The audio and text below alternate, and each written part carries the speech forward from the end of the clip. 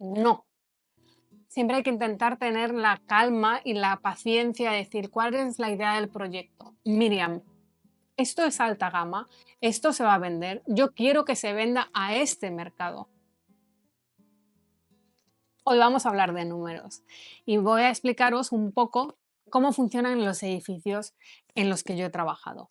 Normalmente, cuando hay un grupo o hay una entidad que hace una inversión en un edificio, ya sea nuevo o rehabilitación, para sacarlo posterior a la venta, un promotor, siempre, yo creo que el 100% de los casos, hay un objetivo de venta. Esto quiere decir, se espera que los pisos o que la promoción se venda por X precio por metro cuadrado o en Inglaterra X precio por pie cuadrado. Y dependiendo del nivel de la promoción, de la ubicación, etcétera, eso sube o baja. Dicho esto, es bastante habitual que en el mundo del interior y en el mundo de las promociones no empiece y acabe el proyecto el mismo equipo. Y esto lo cuento porque a lo largo de mi carrera yo he heredado varios edificios. No es que haya heredado el edificio en sí como tal que me lo hayan dado, pero sí es verdad que he heredado un paquete o un diseño y un cliente o un promotor que se ha sentado conmigo y me ha dicho, Miriam, esto es alta gama, esto se va a vender, yo quiero que se venda a este mercado. ¿Tú crees que se va a conseguir? Y yo hago ese análisis de lo que está propuesto y lo que yo creo que se va a vender o no se va a vender. A veces son juguetes rotos o edificios rotos que si los analizas dices, esto no va a conseguir este mercado, no va a conseguir este potencial cliente, porque lo que está propuesto no da esa gama, no da ese nivel, no se siente elevado, no es el lujo que se espera, no corresponde con ese precio por pie cuadrado o metro cuadrado. Así que directamente os voy a contar un edificio, cómo lo heredé y con lo que tenía bueno y malo, cómo lo solucioné y cómo terminó. Os adelanto que terminó muy bien. El edificio en sí, una rehabilitación, 5 apartamentos, un edificio entero en Chelsea, Londres. Cuando yo heredo el paquete, cuando yo veo lo que está reflejado y el constructor está en obra, normalmente si el constructor está en obra es que ya ha salido concurso y el constructor ha ganado el concurso. Entonces es un análisis súper claro de dónde tengo el dinero y cuánto dinero tengo para qué. Y con el dinero que tengo, ¿qué puedo hacer? Entonces, punto por punto lo voy a dividir en acabados, baños y cocinas, que principalmente cambian el proyecto entero. Empezando por acabados y materiales, no tenía mucho dinero. No tenía mucho dinero para suelos, paredes y techos. Cuando no hay mucho dinero para suelos, paredes y techos, para esos acabados, hay que hacer un análisis muy global del proyecto y no tomar decisiones aisladas de pongo esto aquí y luego esto aquí. No, hay que analizarlo como un conjunto. En mi caso fue muy fácil. Al ser un edificio que era una rehabilitación en una zona tradicional de Londres, la integración o la rehabilitación tendría que ser tradicional contemporánea. En general, en términos generales, la opción fue un acabado de suelo no necesariamente muy caro, trabajando directamente con fabricante para evitar a todos los intermediarios y reducir el costo al máximo, con unas piezas que el precio por metro cuadrado no fuera muy elevado, y herringbone, espiga, porque al final queríamos mantener ese tono de tradicional, aunque fuera contemporáneo. Conseguir reducir al máximo el costo del material, pero sí dar una sensación y un estilo que nos sintiera cómodos. Y optamos por un color que diera mucha luz al espacio, porque el edificio en sí, especialmente en Chelsea, que las calles son bastante estrechas, necesitamos incluir luz, atraer luz. Y con ese material cubriríamos absolutamente todas las zonas comunes. En aquella época, y este edificio, y por normativa y motivos varios, las habitaciones sí tenían moqueta, simplificando al máximo posible. En vez de optar por moquetas extremadamente caras, optamos por moquetas que tuvieran una imagen correcta y que estuvieran en línea con el acabado del suelo en tonalidad y que fueran duraderas y que no necesariamente llamaran mucho la atención. Al final, cuando uno no tiene mucho presupuesto, hay que evitar intentar llamar la atención con elementos que no son muy costosos. Y en los baños, que tampoco teníamos muchísimo presupuesto para acabados, sí teníamos presupuesto para dos cosas. Teníamos presupuesto para carpinterías y para todos los sanitarios. Perfecto. Seguimos con materiales no necesariamente muy costosos, así que en el suelo continuamos optimizando el presupuesto lo máximo posible y optamos por porcelánicos. Porcelánicos que no llaman necesariamente la atención y porcelánicos que no dan mucho, pero tampoco quitan. Sin embargo, debido a la distribución de los dormitorios y los baños, era un proyecto perfecto para no alicatar suelo a techo. Y el poquito de presupuesto que intentamos usar para levantar el proyecto lo invertimos en dos tipos de mármoles, no necesariamente muy costosos. Del mármol hablaré otro día, porque aunque ciertamente sí, los mármoles son materiales caros, dentro de los mármoles y de las piedras hay muchísima gama. Hay mármoles que son carísimos porque son tendencia o porque hay muchísima demanda y no hay suficiente, y hay otros que no son necesariamente tan caros. El ejercicio aquí fue muy sencillo.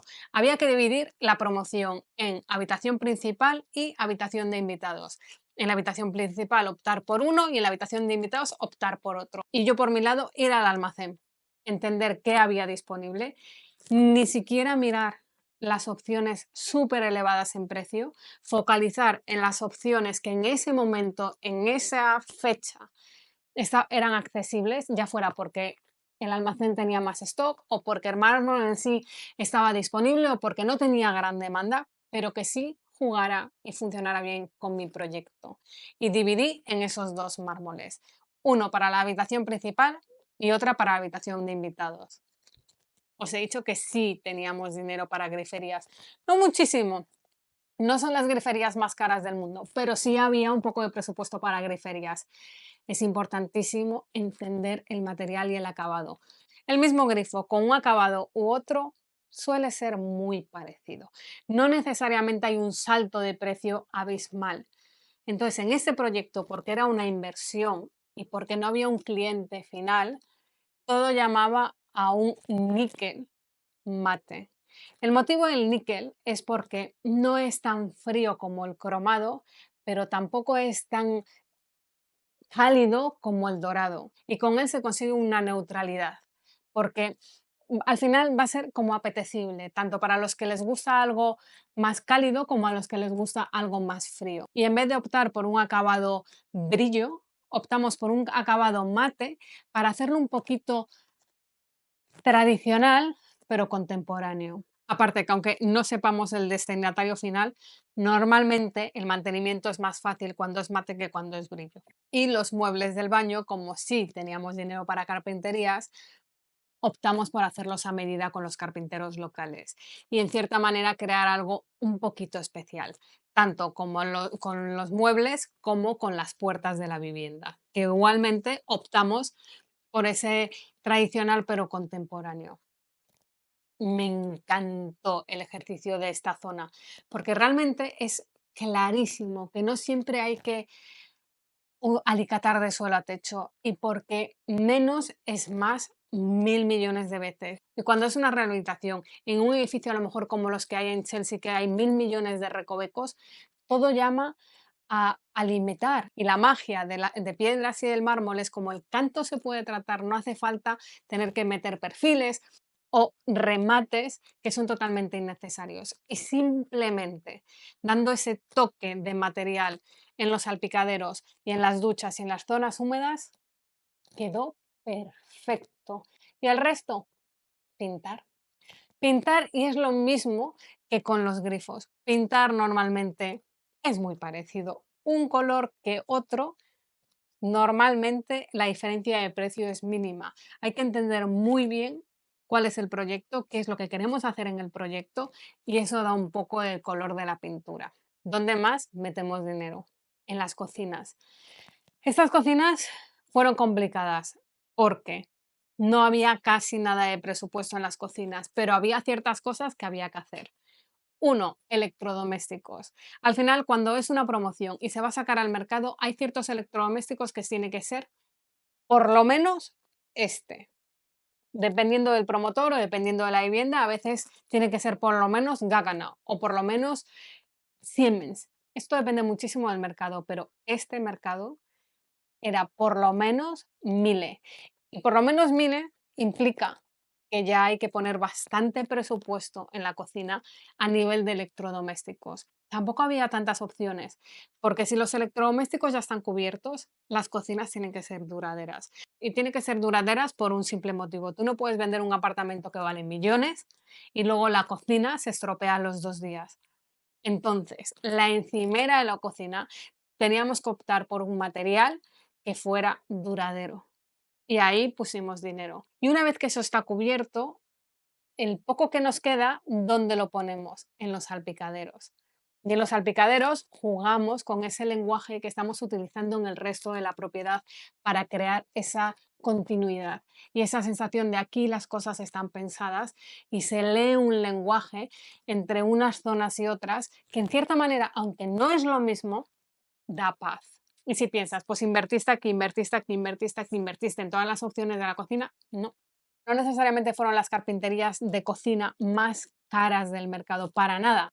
Y en este caso era muy importante, uno, que no dejaran huellas y dos, que generara contraste. La misma cocina, esta misma cocina con la misma carpintería en blanca, no creo que fuera mucho más barata, la verdad, sino lo mismo o más o menos igual. Pero al darle ese toque de oscuridad al espacio, al dar ese grito, cambió el espacio por completo y eso no implicó nada de dinero en el presupuesto, pero hizo el guiño con todos los radiadores del proyecto. En esta casa en concreto, la calefacción era central y había este tipo de radiadores.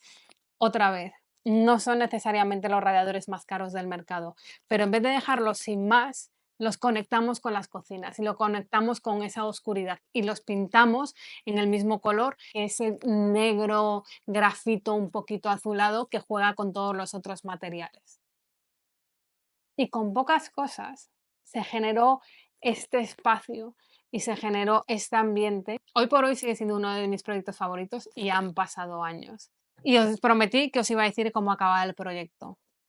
Fue uno a ver un piso y compró el edificio entero. Y cuando esas cosas pasan y de repente recibes una llamada y entiendes que hace unos meses había un juguete roto o un edificio roto, no roto, que no estaba roto, pero que realmente toda la definición de material y de diseño no daba esa imagen, no daba ese lujo, no iba a conseguir ese precio por metro cuadrado, habría sido imposible. Y con ciertos movimientos y con ciertas decisiones se vendió el edificio completo. Es la pera, la verdad. Es increíble lo que un buen diseño y un buen concepto puede hacer que cambie el proyecto. Y la magia de esto es que realmente se puede aplicar a todo. Lo puede aplicar un usuario que está haciendo una pequeña reforma, como lo puede aplicar un inversor que está haciendo 10 unidades o 500. Es muy importante, es súper importante tomar correctamente decisiones de proyecto y optimizar el presupuesto. Y hay que pensarlo un poco también, porque hay momentos en el proyecto que se toman decisiones que parece que se toman rápido, rápido, rápido. No. Siempre hay que intentar tener la calma y la paciencia de decir cuál es la idea del proyecto, qué es lo que quiero conseguir yo con esto. Tener la mentalidad de inversor, aunque sea tu propia vivienda. Porque una vez que la decisión está tomada, van a ser años, si no décadas, si no más, que esté instalado. Y es muy importante hacer lo correcto para el proyecto. Y con esto ya me despido. Soy Miriam Prada, española interiorista que vive en Londres, donde hace grandes proyectos. Y cada semana os cuento cosas del mundo del interior. Esta semana, pues la historia es de edificio. La semana que viene ya veremos. Muchas gracias por pasaros por aquí y hasta la próxima semana.